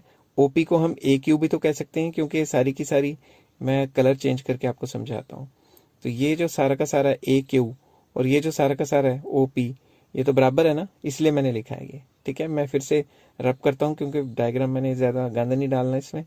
तो वैसे ही अगर मैं क्वांटिटी देखूं तो क्वांटिटी कितनी है, कलर चेंज करता हूँ, इधर कलर को करते हैं ब्लू, ठीक है। तो क्वांटिटी कितनी है, क्वांटिटी है आपकी सारी की सारी ओ, यहाँ से रब करता हूँ, क्वांटिटी है सारी की सारी ओ क्यू, ठीक है। ओ क्यू को हम पी ए या ए पी भी कह सकते हैं, कैसे कह सकते हैं वो मैं बताता हूँ। ओ क्यू क्वांटिटी कौन सी है, ये वाली क्वांटिटी, ठीक है। तो ये क्वांटिटी और ये जो ए पी है या पी ए, ये दोनों के दोनों तो बराबर हैं, तो इनकी वैल्यू मैं इस तरीके से भी लिख सकता हूँ। अब आपने क्या करना है, ये जो 4 वैल्यूज मैंने निकाली हैं, ये चारों की चारों वैल्यू इलास्टिसिटी के फॉर्मूले में डाल देनी है। चेंज इन क्यू के हो माइनस आ गया, इज इक्वल टू डाल के लिखता हूँ, इज इक्वल्स टू, फिर लिखता हूँ माइनस। तो चेंज इन क्यू की जगह लिखिए B C, change in P की जगह लिखिए A B, multiply by price आ गया A Q, divided by quantity आ गई ए पी। यहाँ तक आपको समझ आ गया? अगर नहीं समझ आ गया तो पॉज कीजिए और दोबारा से देखिए, ठीक है, क्योंकि आज मैंने ये खत्म करके ही छोड़ना है, आपको समझा के ही छोड़ना है। अब देखिए triangle A B C is similar to triangle A Q N, N लिखना था, ये डी लिखा गया, एन लिख देता हूँ, ए क्यू एन। अब देखिए ध्यान से, ये कौन सा फॉर्मूला है, ए बी सी, मैं पॉइंट्स लगा दूंगा ए, ठीक है, और कलर चेंज करता हूँ इसका थोड़ा, ये वाला ट्राइंगल, ठीक है, ये वाला जो ट्राइंगल है, और ये triangle A Q N, A Q N कौन सा है, ये वाला ट्राइंगल, ए तो ये वाली होगी साइड, ठीक है, और क्यू ये वाली साइड होगी, और एन ये वाली साइड। तो ये जो छोटा ट्राइंगल है ए बी सी और जो बड़ा ट्राइंगल है ए क्यू एन, ये सिमिलर है। सिमिलर ट्राइंगल्स कब होते हैं, जब कोई भी दो ट्राइंगल्स की जो एंगल्स हैं, दो एंगल्स वो बराबर हो जाते हैं तो सिमिलर हो जाते हैं। और आपको ये ज्योमेट्री के रूल्स हैं, ये पता होने चाहिए कि दो एंगल्स बराबर होने से ट्राइंगल सिमिलर हो जाते हैं, और सिमिलर ट्राइंगल्स की जो साइड्स की रेशो होती है वो बराबर होती है। तो मैं लिख देता हूँ, the ratio of sides of similar triangles are equal. Equal का मतलब ये होता है कि अगर सिमिलर ट्राइंगल्स की जो साइड्स हैं उसको डिवाइड करें तो आंसर सेम आता है, सारी साइड्स को डिवाइड करें तो आंसर सेम आता है। किस तरीके से होता है ये मैं भी करके बताता हूँ, बट अगर आपको नहीं समझ आ रहा तो आपने ज्योमेट्री में मतलब स्कूल लेवल पे कुछ नहीं किया हुआ, ठीक है, आपको मेहनत करनी चाहिए थी। तो सबसे पहले मैं यहाँ लिखता हूँ बी सी, इसको रब कर लेता हूँ ताकि ज़्यादा गंद ना डले। बी सी मतलब ये जो ट्राइंगल है ये वाली side, divided by A B, A B मतलब ये वाली side, it is equal to बड़े ट्राइंगल की ये वाली साइड और बड़े ट्राइंगल की ये वाली साइड, ठीक है। इसका बेस और उसका परपेंडिकुलर लिया तो इट इज इक्वल टू ये वाले ट्राइंगल का बेस जो है क्यू एन, ठीक है, ये वाला, और क्यू एन डिवाइडेड बाय उसका परपेंडिकुलर क्या है ए क्यू। हम हाइपोटेन्यूज भी ले सकते थे मगर वो फिलहाल हमें चाहिए नहीं। आई होप ये चीजें आपको समझ आ रही हैं। साथ के साथ अगर नहीं समझ आ रही 2 बार 3 बार 4 बार देखो, वैसे एक आधी बार मशहूरी चलेगी तो मुझे 1-2 पैसे मिलते हैं, मुझे कोई करोड़ों रुपए नहीं मिलते, तो आप पॉज करके देख सकते हो, ठीक है। तो अब मैंने इसको इसके इक्वल प्रूफ कर दिया है, ठीक है। अब मैं आगे चलता हूँ और इसकी वैल्यू, इलास्टिसिटी की वैल्यू इधर डालने की कोशिश करता हूँ, क्योंकि B C by A B तो Q N by A Q है ना। तो मैं पुराने इलास्टिसिटी के फॉर्मूले में जो B C by A B है उसकी जगह Q N divided by A Q डालूंगा, ठीक है। तो इस तरीके से डाल के मैं इसको खत्म करने की कोशिश करूंगा ताकि जितना जल्दी क्वेश्चन खत्म हो उतना ही अच्छा है। तो ये मैंने ए क्यू डाल दिया, ठीक है, और दूसरी साइड तो A Q divided by A P है ही, ठीक है। अब ये ए क्यू हो गया, इसको मैं कर देता हूँ कैंसिल, ठीक है ना, यहां से ए क्यू कैंसिल हो गया और आपके पास क्या बचा, Q N divided by A P sorry, अब ये चीज आपके पास बच गई है। अब इसके बाद आगे क्या करेंगे, ये वाले ट्राइंगल की ये वाली साइड और ये वाली साइड आई है हमारे पास, तो Q N divided by A P. अब हम क्या करेंगे, ये दो ट्राइंगल्स फिर से लेंगे। कौन कौन से ट्राइंगल लेंगे मैं पहले रब कर देता हूँ, क्योंकि साफ सफाई बहुत ज़रूरी है, नहीं तो डायग्राम बहुत ख़राब हो जाएगा। फिर से हम दो ट्राइंगल्स लेते हैं, मैं यहाँ लिख देता हूँ कलर चेंज करके, triangle A Q N is similar to triangle M P A. तो ये ट्राइंगल ए क्यू एन तो हमने मार्क किया हुआ है। अब ये एम पी ए क्या है, एम पी ए वाला ये वाला ट्राइंगल है, ये देखो, ये जो ऊपर वाला छोटा ट्राइंगल नहीं बन रहा, ये एम पी ए, ये वाला ट्राइंगल, ये दोनों ट्राइंगल भी सिमिलर है। सिमिलर मतलब इनकी साइड्स की रेशियो बराबर है, क्योंकि इनके दो एंगल बराबर हैं, एक 90 डिग्री का और एक जो सेम रे पे, ठीक है।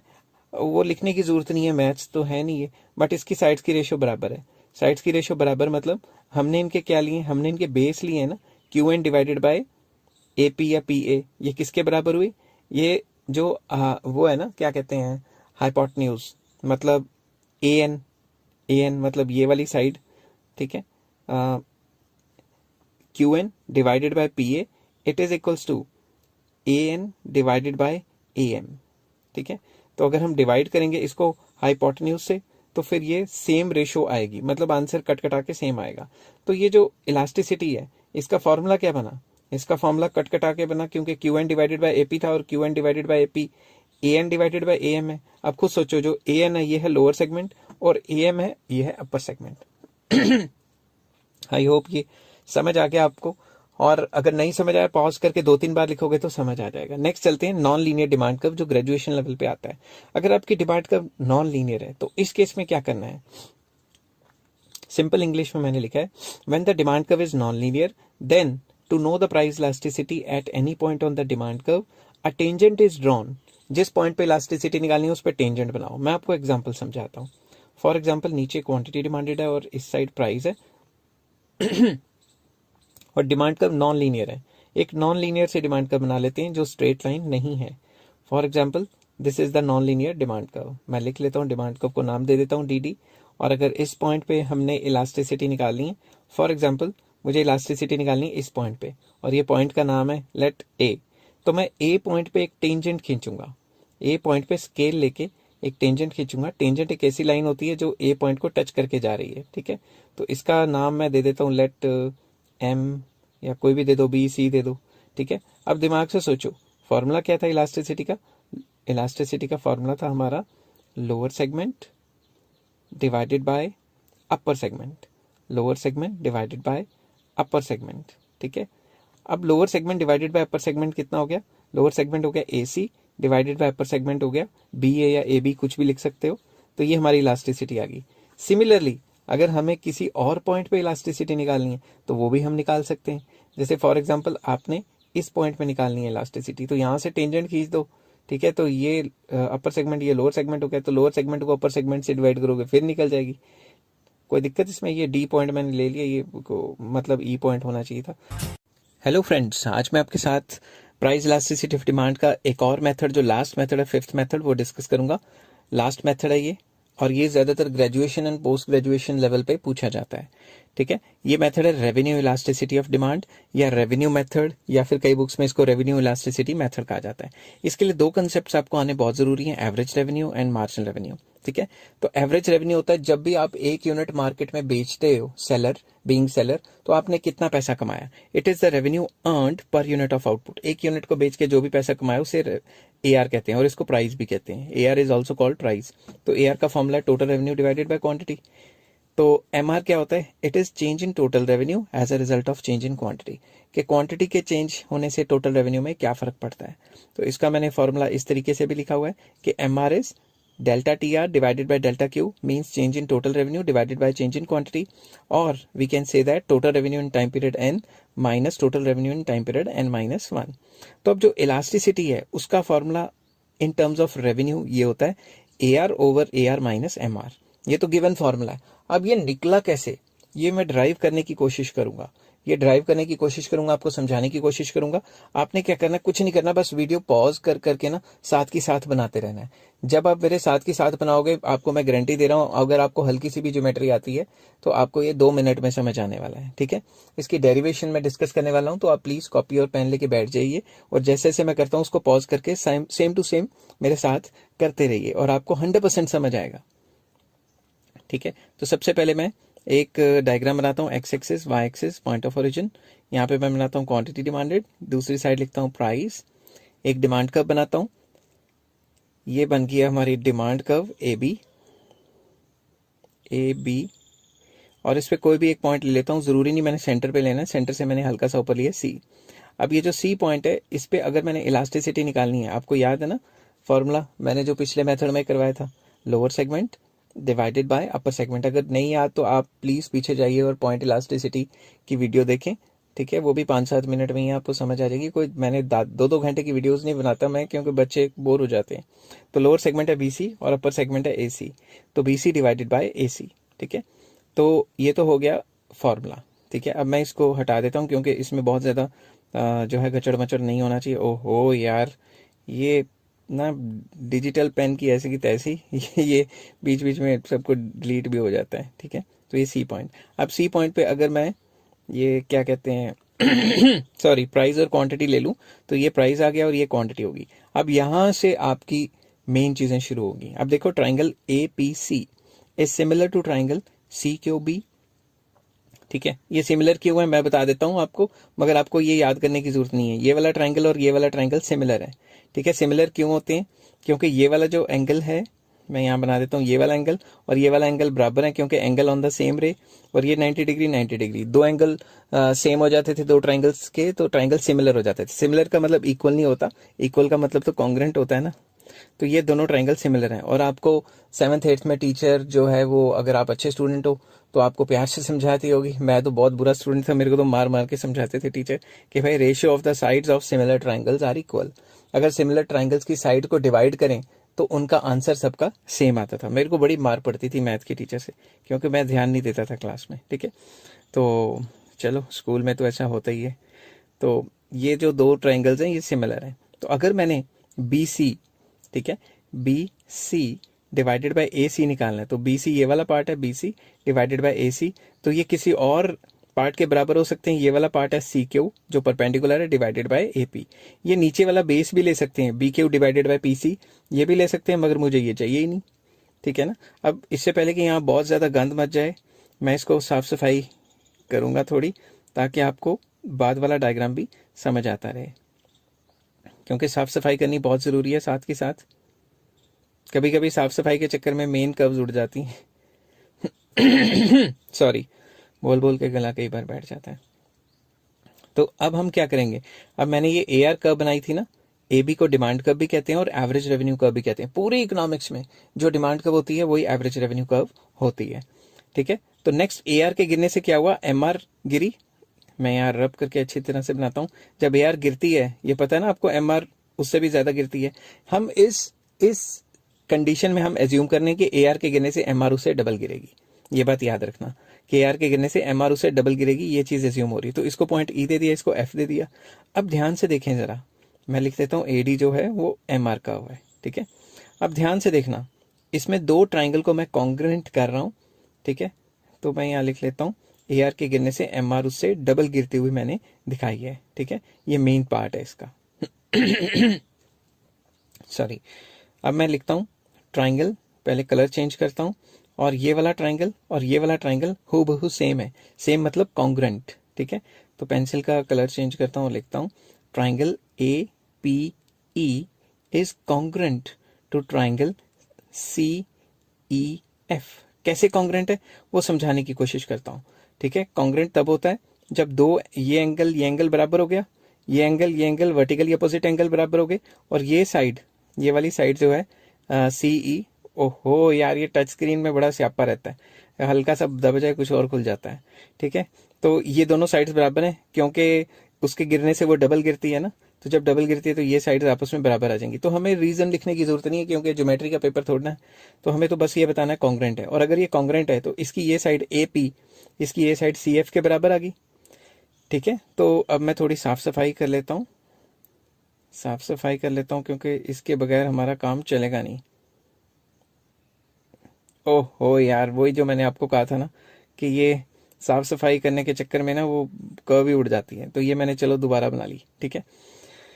तो इस तरीके से हमने ये प्रूव कर लिया कि ये जो एपी साइड है, ये जो साइड है ये किसके बराबर है, सी एफ के। अब मैं एक और चीज लिखता हूं, अगर मैंने सी एफ निकालनी है तो मैं ये जो पूरी की पूरी साइड है सी क्यू मैं लिख लेता हूं,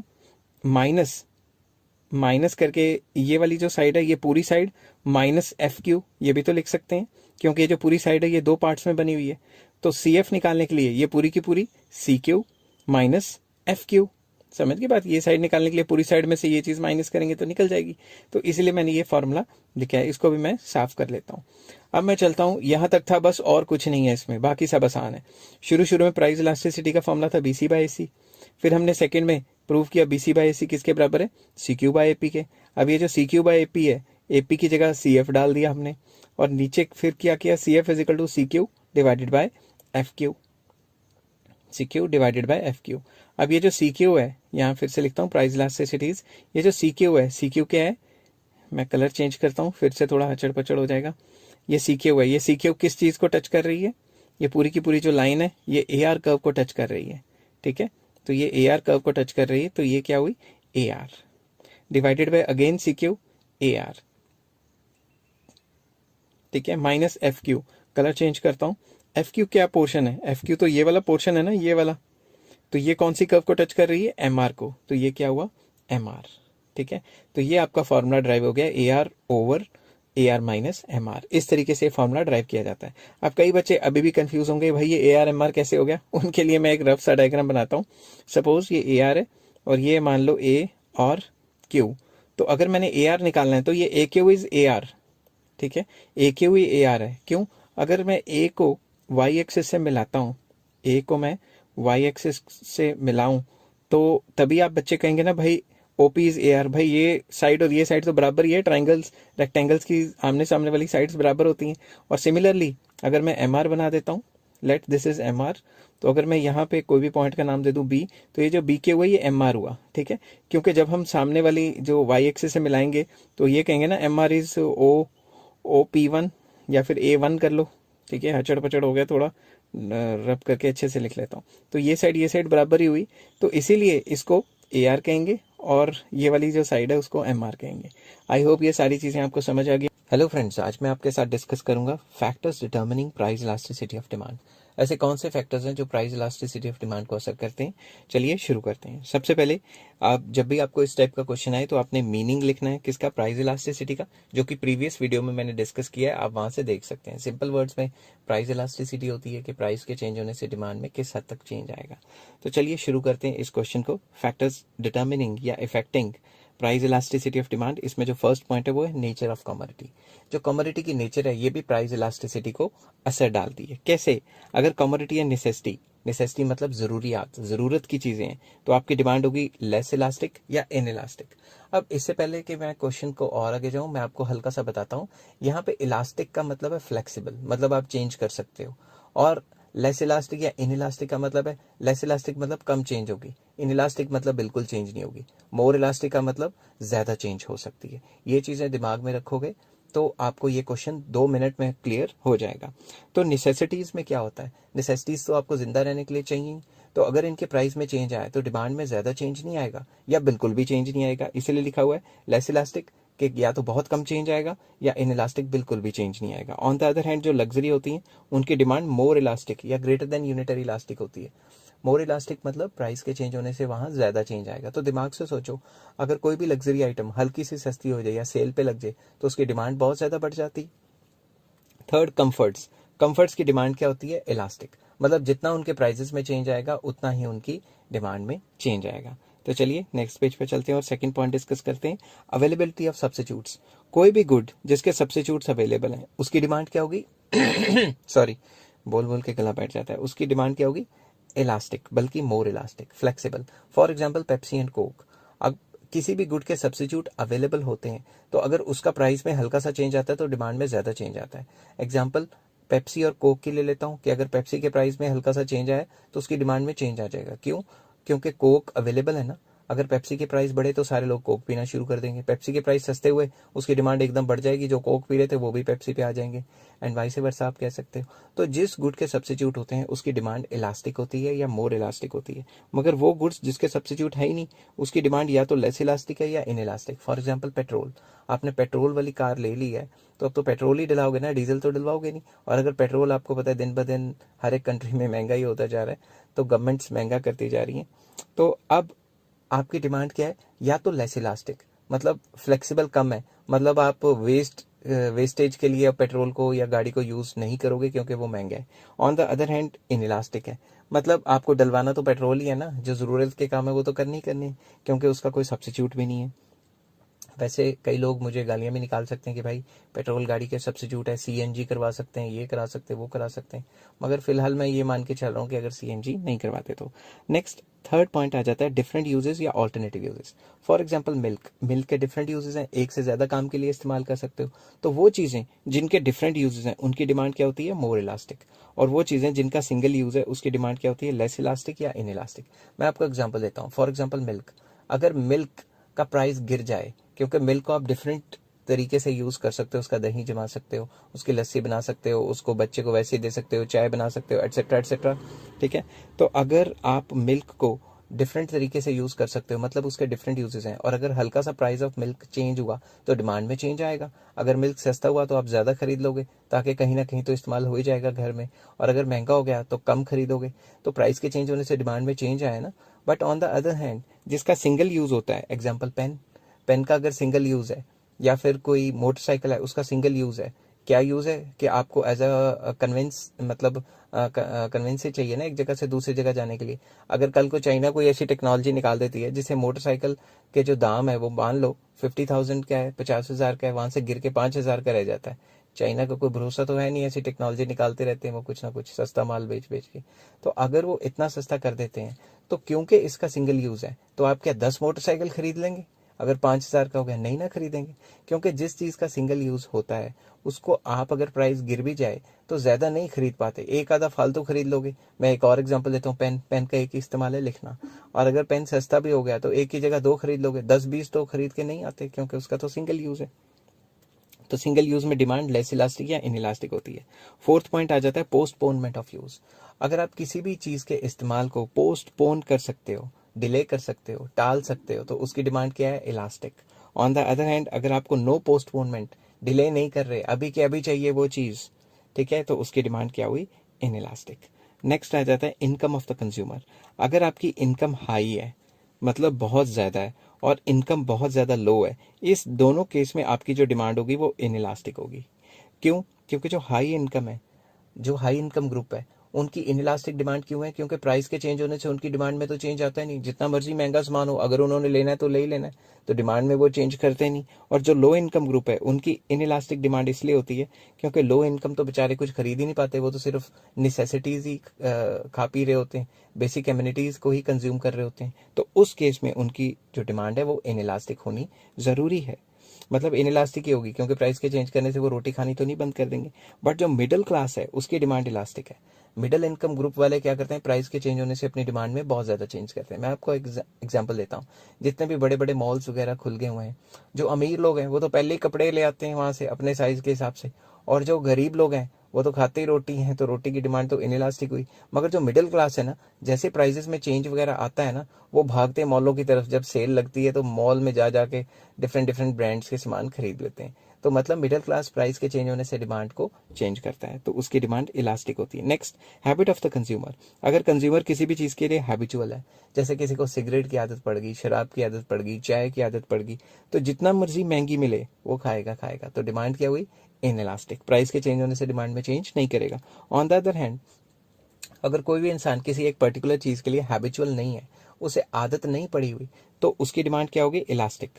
मतलब अगर उसको प्राइस ज़्यादा लगेगा तो वो कम खाएगा या नहीं खाएगा, और प्राइस के चेंज होने से वो अपनी डिमांड को चेंज करेगा। एग्जाम्पल, अगर आप किसी भी हिल स्टेशन पे जाते हैं और अगर आपको वो चीज़ की आदत पड़ी हुई है तो आपको डबल रेट पे भी मिलेगी तो आप ले लेंगे। ऑन द अदर हैंड, अगर आप हिल स्टेशन पे जाते हैं या कहीं घूमने फिरने जाते हैं और अगर वो चीज़ आपको महंगी मिलती है और आपको उस चीज़ की आदत नहीं है, तो आपको कोई बात नहीं यार, यहाँ महंगी मिल रही है, नहीं लेते, कहीं और से ले लेंगे या फिर कभी खा लेंगे।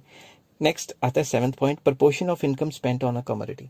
अगर आप किसी भी एक कमोडिटी पे अपनी तनख्वाह का ज़्यादा हिस्सा खर्च करते हैं तो उस केस में डिमांड क्या हो जाती है, इलास्टिक। एग्जाम्पल, फॉर एग्जाम्पल, मैं अपनी तनख्वाह में से कार लेने की सोचता हूँ, या फिर मैं टीवी या फ्रिज लेने की सोचता हूँ जिसमें मेरी तनख्वाह का ज़्यादा हिस्सा खर्च होता है, तो उस केस में मेरी डिमांड इलास्टिक हो जाती है। इलास्टिक मतलब फ्लेक्सिबल है, मैं लूँ नहीं लूँ, टाल सकता हूँ कि अगले महीने ले लूँगा, देख लेंगे, ऐसे ऐसे कर सकता हूँ, ठीक है। But on the other hand, अगर मेरी तनख्वाह का बहुत कम परसेंटेज खर्च हो रहा है किसी भी चीज़ पे, तो उसकी डिमांड इनइलास्टिक या लेस इलास्टिक होती है। फॉर एग्जांपल, जब भी मैं अपनी तनख्वाह में से न्यूज़पेपर या टूथब्रश या फिर सोप या फिर कोई ऐसी चीज़ जिस पे मेरी तनख्वाह का बहुत कम हिस्सा खर्च होगा, जैसे पेन, जिसपे मेरी तनख्वाह का बहुत कम हिस्सा खर्च होता है, उस चीज़ को लेने के बारे में सोचता हूँ तो मैं फटाफट से ले लेता हूँ, मैं सोचता नहीं हूँ। क्योंकि बड़ी चीज़ों को हमने सोच के खरीदना है कि अगर सारे पैसे उधर ही खर्च कर दिए तो पूरे महीने में और तो कुछ बचेगा ही नहीं। इस वजह से इलास्टिक इन इलास्टिक हो जाती हैं इस पे। नेक्स्ट आता है प्राइस लेवल। प्राइस लेवल अगर हाई है, हाई बेसिकली किन चीज़ों का होता है, लग्जरी आइटम्स का।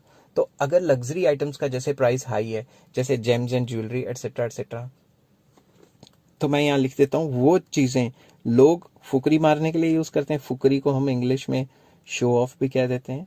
तो वो चीज़ें जिनके प्राइजेस हाई होते हैं और लोगों के दिमाग में थिंकिंग है कि हमने शो करना है या फुकरी मारनी है अपनी, तो उस केस में डिमांड इनइलास्टिक हो जाती है। जैसे लोग सोना चांदी हीरे जवाहरात, कॉस्टली कार्स, कॉस्टली फोन्स खरीदते हैं जो कि लग्जरी आइटम्स में आ जाते हैं, तो वो क्या होते हैं, इनइलास्टिक डिमांड। लोग खरीदते हैं क्योंकि बेसिकली ये चीज़ कौन खरीदता है, ये चीज़ खरीदता है रिच है, तो उसकी डिमांड इनइलास्टिक ही होती है, उसने खरीदनी है।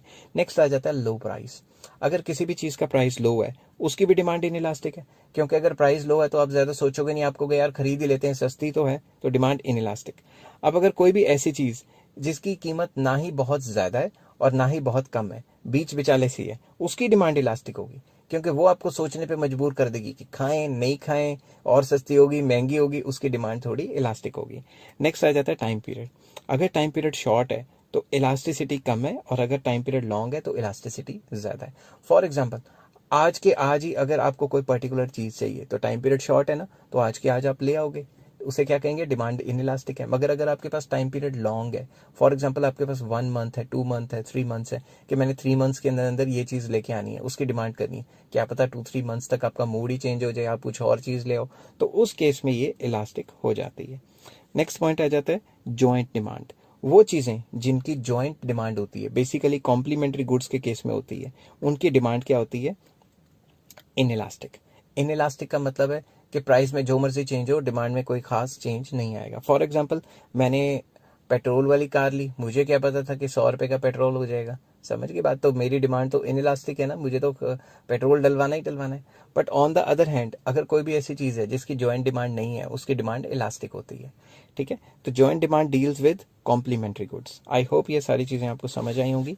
अगर हेलो फ्रेंड्स, आज मैं आपके साथ डिस्कस करूंगा एक टॉपिक है इलास्टिसिटी ऑफ डिमांड का, जिसको कहते हैं income elasticity of demand. Discuss करेंगे क्या होता है और इसकी डिग्रीज क्या होती हैं। तो चलिए शुरू करते हैं। सबसे पहले इनकम इलास्टिसिटी ऑफ डिमांड का सिंपल वर्ड्स में मतलब है कि इनकम के चेंज होने से डिमांड में कितना चेंज आएगा। तो इंग्लिश में चलते हैं। It measures the extent to which demand changes as a result of change in income. कि इनकम में चेंज होने से डिमांड में चेंज आएगा, ये तो सबको पता है, मगर किस एक्सटेंट तक, किस हद तक चेंज आएगा, उसको इनकम इलास्टिसिटी कहते हैं।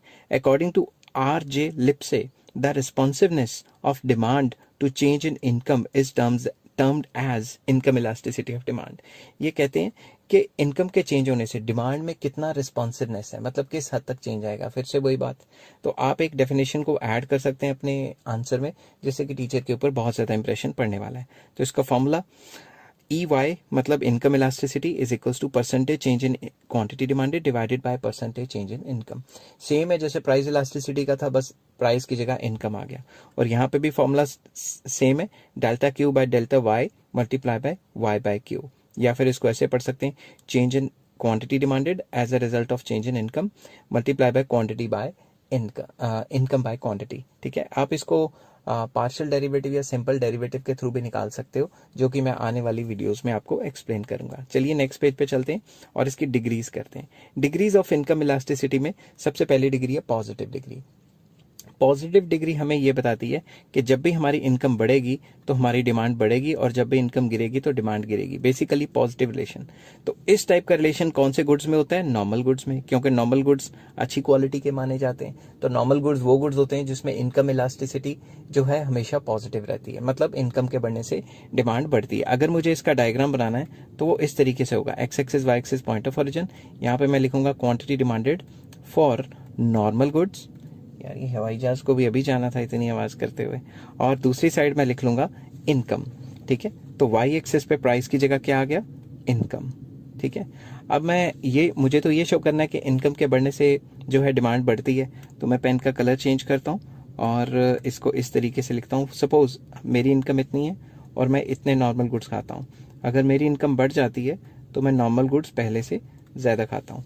तो ये आपकी जो है वो डिमांड कर्व बन गई डी, ये मुझे फिर से बनानी पड़ेगी क्योंकि ये पॉइंट से नहीं निकली, तो इसको पर्टिकुलर इन्हीं पॉइंट से निकालते हैं, डी डिमांड कर्व। ठीक है, आई होप आपको ये समझ आ गया। पॉजिटिव डिग्री मतलब इनकम के बढ़ने से डिमांड जो है वो बढ़नी चाहिए।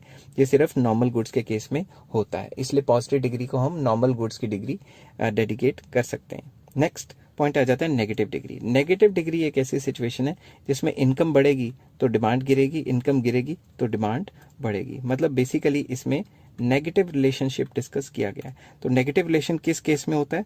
बेसिकली इंफीरियर गुड्स में, कि जब भी आपकी इनकम बढ़ेगी तो आपकी जो इंफीरियर गुड्स की डिमांड है वो गिर जाएगी, एंड वाइस वर्सा। तो जब भी आपकी इनकम बढ़ती है तो आप इंफीरियर गुड थोड़ा ना कंज्यूम करोगे, आप नॉर्मल गुड्स कंज्यूम करोगे। अब इसका डायग्राम बनाते हैं। X axis, Y axis, point of origin. यहाँ पे लिखता हूँ quantity demanded for inferior goods. आप शॉर्ट फॉर्म मत लिखना, मैंने तो शॉर्ट फॉर्म लिख ली है क्योंकि जगह की कमी है। यहाँ पे आप लिख लो इनकम। ठीक है, अब ध्यान से देखो। ठीक है, मैंने जूम कर दिया इसको, मगर जूम आउट कर लेता हूँ। मान लो आपकी इनकम इतनी है, इनकम है इतनी, इनकम के हिसाब से आपकी डिमांड है इतनी। अगर आपकी इनकम बढ़ गई तो आप इन्फीरियर गुड तो कम ही खाओगे ना। तो जब भी आपकी इनकम बढ़ती है इन्फीरियर गुड की डिमांड तो कम होगी। तो इन दो पॉइंट से जो डिमांड कर्व निकलेगी, इन दो पॉइंट से जो डिमांड कर्व निकलेगी उसको हम नेगेटिव इनकम इलास्टिसिटी की डिग्री कह सकते हैं, या फिर इस डिमांड कर्व को हम कह सकते हैं कि नेगेटिव डिग्री है, कि इनकम के बढ़ने से जो डिमांड है वो गिरती है। तो इस केस में हमेशा इंफीरियर गुड्स आ जाते हैं जिसमें इनकम के बढ़ने से डिमांड हमेशा गिरती है। आई होप ये सारी चीज़ें आपको समझ आ गई होंगी कि जब भी पॉजिटिव रिलेशन होता है तो डिमांड कर्व अपवर्ड स्लोपिंग होती है, जब भी नेगेटिव रिलेशन होता है तो ये डाउनवर्ड स्लोपिंग होती है। नेक्स्ट पॉइंट पे हम चलते हैं और करते हैं जीरो इनकम इलास्टिसिटी, या फिर जीरो इनकम इलास्टिसिटी एक ऐसी सिचुएशन है जिसमें इनकम बढ़ेगी तो भी डिमांड कांस्टेंट रहेगी, इनकम गिरेगी तो भी डिमांड कांस्टेंट रहेगी। ये बेसिकली किन चीज़ों के लिए होती है? नेसेसिटीज। एग्जाम्पल लेता हूँ, सॉल्ट। अगर कोई अमीर हो जाएगा तो वो क्या नमक डबल ट्रिपल खाने लग जाएगा? नमक तो उतना ही खाएगा। और अगर कोई गरीब हो गया तो भी नमक कम कर देगा। तो जो नेसेसिटीज होती हैं उसमें इनकम के चेंज होने से डिमांड में कोई फर्क नहीं पड़ता। इसका मैं डायग्राम बनाता हूँ। तो डायग्राम देखिए ध्यान से, X axis, Y axis, point of origin. यहाँ पे मैं लिख देता हूँ क्वांटिटी डिमांडेड फॉर सॉल्ट, जो कि एक नेसेसिटी है, और दूसरी तरफ मैं लिख देता हूँ इनकम। ठीक है, तो इसकी जो डिमांड कर्व होगी वो इस तरीके से बनेगी। मैं कलर चेंज कर लेता हूँ। इसकी demand curve parallel to Y axis बनेगी। ये डिमांड कर्व है, क्योंकि इनकम चाहे इतनी हो चाहे इतनी हो, y1 y2, या इनकम और ज़्यादा बढ़ जाए y3, नमक की डिमांड तो उतनी रहेगी ना। तो इस केस में इनकम इलास्टिसिटी क्या होगी? ज़ीरो। आई होप ये सारी चीज़ें आपको समझ आ गई होंगी। हेलो फ्रेंड्स, आज मैं आपके साथ करूंगा इलास्टिसिटी ऑफ डिमांड का एक और नया टॉपिक, जिसका नाम है क्रॉस इलास्टिसिटी ऑफ डिमांड। तो चलिए शुरू करते हैं। क्रॉस इलास्टिसिटी ऑफ डिमांड का मतलब क्या होता है? क्रॉस इलास्टिसिटी ऑफ डिमांड का मतलब होता है कि एक गुड के प्राइस के चेंज होने से दूसरे गुड की डिमांड पे क्या फ़र्क पड़ रहा है। मतलब प्राइस किसी और का और डिमांड किसी और की, तो किसी और के प्राइस के चेंज होने से किसी और गुड की डिमांड पे क्या फ़र्क पड़ रहा है, इस चीज़ को हम डिस्कस करते हैं क्रॉस इलास्टिसिटी ऑफ डिमांड में। सिंपल इंग्लिश में चलिए लिखते हैं, it measures the extent to which the demand for one good changes as a result to the change in price of another good, कि किसी और के प्राइस के चेंज होने से किसी और के डिमांड पे कितना फ़र्क पड़ता है। इसका फॉर्मूला है क्रॉस इलास्टिसिटी का, ई सी को डिनोट करते हैं, ई और सी थोड़ा नीचे होता है। Percentage change in quantity demanded for X good, तो इसलिए एक्स नीचे लिखा हुआ है, divided by percentage change in price of Y good, इसलिए वाई थोड़ा नीचे लिखा हुआ है। इसको हम नॉर्मल फॉर्मूले में भी कन्वर्ट कर सकते हैं, delta Q X divided by delta P Y multiply by P Y divided by Q X. तो सेम फार्मूला है जो प्राइस इलास्टिसिटी का होता था, बस क्वांटिटी किसी और की और प्राइस किसी और की डिस्कस की जाती है। तो बेसिकली ये रिलेटेड गुड्स के केस में क्वेश्चन बनता है। नेक्स्ट आ जाता है डिग्रीज ऑफ क्रॉस इलास्टिसिटी, कि क्रॉस इलास्टिसिटी की डिग्री क्या है। डिग्रीज में सबसे पहले आता है पॉजिटिव डिग्री। अब ये पॉजिटिव डिग्री क्या होती है? पॉजिटिव डिग्री एक ऐसी सिचुएशन है जिसमें एक गुड के प्राइस के बढ़ने से दूसरे गुड की डिमांड बढ़ जाती है। मतलब प्राइस किसी और का बढ़ेगा और डिमांड किसी और की बढ़ जाती है। बेसिकली ये किस केस में होता है? सब्स्टिट्यूट गुड्स के केस में। एग्जाम्पल, अगर प्राइस ऑफ पेप्सी बढ़ गई तो डिमांड फॉर कोक बढ़ जाएगी ना। पेप्सी महंगी होगी तो सारे कोक पीना शुरू कर देंगे, एंड वाइस वर्सा। तो इस केस में पॉजिटिव रिलेशन हो गया ना, एक के प्राइस और दूसरे की डिमांड में। इसका डायग्राम बनाते हैं, X axis Y axis, point of origin. यहाँ पे मैं लिख देता हूँ क्वांटिटी डिमांडेड फॉर कोक, ठीक है, और दूसरी साइड लिख देता हूँ price of Pepsi, price of Pepsi. ठीक है, अगर मैं इसमें पेप्सी का प्राइस बढ़ा दूं, मतलब पेप्सी महंगी हो गई, पहले मैं ये शो करता हूँ कि पेप्सी का प्राइस इतना था और कोक की क्वांटिटी डिमांडेड इतनी थी। अब अगर पेप्सी का प्राइस बढ़ जाता है तो लोग तो पेप्सी पसंद नहीं ना करेंगे। अगर पेप्सी का प्राइस बढ़ जाता है, मैं प्राइस अच्छी तरह से लिख लेता हूँ P1 तक, तो कोक की डिमांड बढ़ जाएगी। तकरीबन मेरे से उलट पुलट डायग्राम बन गया है, मैं थोड़ा सा डायग्राम सही कर लेता हूँ। ठीक है, तो ये स्ट्रेट लाइन नहीं बन पा रही इसमें, तो चलो कोई बात नहीं, आपको तो समझ नहीं है। तो इसमें जो डिमांड कब बनेगी वो दोनों पॉइंट्स के बीच में से जाएगी, तो मैं दोनों पॉइंट के बीच में से निकाल देता हूँ। आप स्केल से निकालेंगे तो आपको आसानी होगी। तो ये पॉजिटिव डिग्री होगी जिसमें एक के प्राइस के बढ़ने से दूसरे की डिमांड बढ़ती है। आप ये भी शो कर सकते थे कि अगर इसकी प्राइस गिर गई तो इसकी डिमांड गिर गई, तब भी पॉजिटिव रिलेशन ही बनता। तो पॉजिटिव डिग्री होता है सब्स्टिट्यूट गुड्स के केस में। नेक्स्ट चलते हैं नेगेटिव डिग्री। नेगेटिव डिग्री कहती है कि एक का प्राइस, अगर प्राइस ऑफ ए बढ़ता है तो डिमांड फॉर बी गिरेगी एंड वाइस वर्सा। तो इसमें नेगेटिव रिलेशन की बात होती है। तो बेसिकली ये किन टाइप के गुड्स की बात हो रही है? Complementary goods. तो कॉम्प्लीमेंट्री गुड्स वो गुड्स होते हैं जो मिल के आपकी डिमांड को पूरा करते हैं। Example car and petrol. अगर प्राइस ऑफ पेट्रोल अगर बढ़ गया तो जो डिमांड फॉर कार है, कार कौन सी? पेट्रोल कार, उसकी डिमांड तो गिर जाएगी। लोग कहेंगे यार पेट्रोल इतना महंगा हो गया, अब डीजल कार ले लेते हैं। तो जो कॉम्प्लीमेंट्री गुड्स होते हैं जिसमें एक का प्राइस बढ़ जाता है तो दूसरे की डिमांड गिरनी ही गिरनी है। और अगर एक का प्राइस पेट्रोल सस्ता हो गया तो सारे डीजल कार की जगह पेट्रोल कार ले लेंगे। इसका डायग्राम बनाते हैं। X axis Y axis point of origin.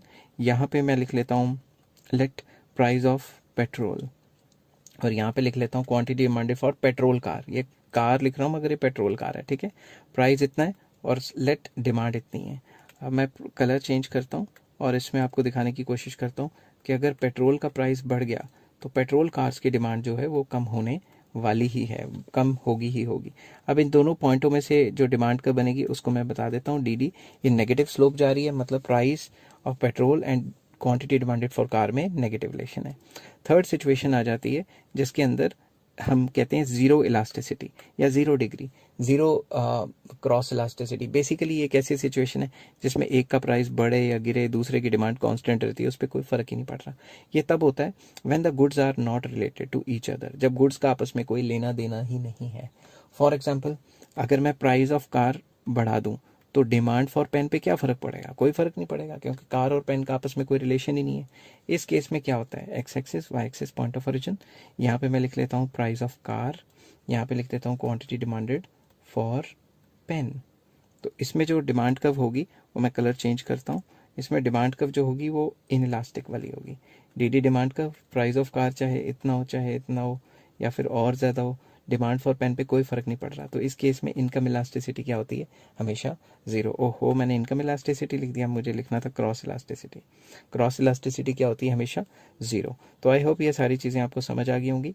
ठीक है, हेलो फ्रेंड्स, आज मैं आपके साथ करूँगा इलास्टिसिटी ऑफ डिमांड का लास्ट टॉपिक, जिसको हम कहते हैं इम्पोर्टेंस ऑफ प्राइस इलास्टिसिटी। जो प्राइस इलास्टिसिटी है ये हमारे लिए इतनी इंपॉर्टेंट क्यों है? तो चलिए शुरू करते हैं। First point is determination of price under monopoly. आपको पता है कि मोनोपोली के अंडर जो मोनोपोलिस्ट है वो प्राइस कैसे डिटर्मिन करता है? प्राइस डिटर्मिन करता है ड्यू टू इलास्टिसिटी। अब दिमाग से सोचें, किसी भी चीज़ की डिमांड इलास्टिक है, मतलब फ्लेक्सिबल है, तो वो हमेशा लो प्राइस चार्ज करेगा। लो प्राइस इसलिए चार्ज करेगा क्योंकि ये ना हो कि वो प्राइस बढ़ा दे और लोग दूसरी कमोडिटी या दूसरे गुड की तरफ शिफ्ट हो जाएं। तो मोनोपोली में सिंपल बात ये होती है कि जब भी डिमांड इलास्टिक होती है तो लो प्राइस चार्ज किए जाते हैं, और जब भी उसको लगता है कि डिमांड इन इलास्टिक है, कि कंज्यूमर ने ये चीज़ लेनी है, तो क्या हाई प्राइस चार्ज किए जाते हैं। तो ये किस पे डिपेंड करता है? इलास्टिसिटी ऑफ डिमांड पे। तो सेकंड पॉइंट पे चलते हैं, प्राइस डिस्क्रिमिनेशन। प्राइस डिस्क्रिमिनेशन एक ऐसी सिचुएशन होती है जिसमें मोनोपोलिस्ट जो है वो अलग अलग कस्टमर से अलग अलग प्राइस चार्ज करता है। तो कैसे प्राइस चार्ज करता है? फिर से वही बात कि more prices from those whose demand is inelastic. जिनकी डिमांड इन इलास्टिक है उनसे ज़्यादा प्राइस, और जिनकी डिमांड मोर इलास्टिक है उनसे लो प्राइस। वही बात आ गई, बस पॉइंट थोड़ा बढ़ा दिया। थर्ड पॉइंट आ जाता है price determination of joint supply. तो इसमें सिंपल है बहुत ज़्यादा। Goods which are produced simultaneously in the same act of production like cotton and cotton seeds etcetera. इसके अंदर जॉइंट सप्लाई वाले वो चीज़ें आ जाती हैं जो साइमल्टेनियसली प्रोड्यूस होती हैं, जैसे कॉटन एंड कॉटन सीड्स। ठीक है, शीप एंड वूल, ये जो शीप का जो मटन एंड वूल ये कह सकते हो। If the demand for cotton is inelastic, अगर कॉटन की डिमांड इनइलास्टिक है then the price of cotton will be fixed more. अगर कॉटन की डिमांड इनइलास्टिक है, कॉटन खरीदना ही खरीदना है, ठीक है, प्रोड्यूसर्स ने कपड़ा बनाने के लिए, तो उसका प्राइस मोर होगा। And if the demand for cotton seeds is elastic तो उसका प्राइस क्या होगा, लो। तो जब भी हम जॉइंट सप्लाई की बात करते हैं कि दो चीजें जॉइंटली प्रोड्यूस हो रही हैं, जॉइंटली सप्लाई हो रही हैं, उसमें से जिसकी डिमांड इनइलास्टिक है उसका प्राइस हाई रखा जाएगा और जिसकी डिमांड इलास्टिक है उसका प्राइस लो रखा जाएगा। चलिए नेक्स्ट पेज पे चलते हैं। Fourth point, advantage to finance minister. Finance minister को जो भी किसी कंट्री का फाइनेंस मिनिस्टर होता है उसको इलास्टिसिटी ऑफ डिमांड की नॉलेज होनी बहुत ज़रूरी है। क्यों? अगर वो देखता है किसी भी चीज़ की डिमांड इलास्टिक है, फ्लेक्सिबल है, तो वो उस पर लेस टैक्सेस लगाता है। क्योंकि अगर उसने उस पर हैवी टैक्सेस लगा दिए, प्राइस बढ़ गई, तो लोग उसे खरीदना बंद कर देंगे या किसी और कमोडिटी की तरफ शिफ्ट हो जाएंगे। ऑन द अदर हैंड वो देखते हैं कि जैसे जिस चीज़ की डिमांड इन इलास्टिक है, लोगों ने खरीदना ही खरीदना है, उसके ऊपर हैवी टैक्स लगा लेते हैं क्योंकि उनको पता है लोग इसके खरीदे बगैर रह नहीं सकते। एग्जाम्पल, सिलेंडर बहुत महंगे हो गए, पेट्रोल बहुत महंगा हो गया, डीजल बहुत महंगा हो गया, क्योंकि इनकी इनइलास्टिक डिमांड है, तो गवर्नमेंट से इनके ऊपर हैवी टैक्सेस पे टैक्सेस लगाई जा रही हैं। नेक्स्ट आ जाता है sorry, fifth point, distribution of burden of taxation. अब बर्डन ऑफ टैक्सेशन का मतलब ये है कि लगा किसी और पे, दिया किसी और ने। इसको थोड़ा समझने की कोशिश करते हैं।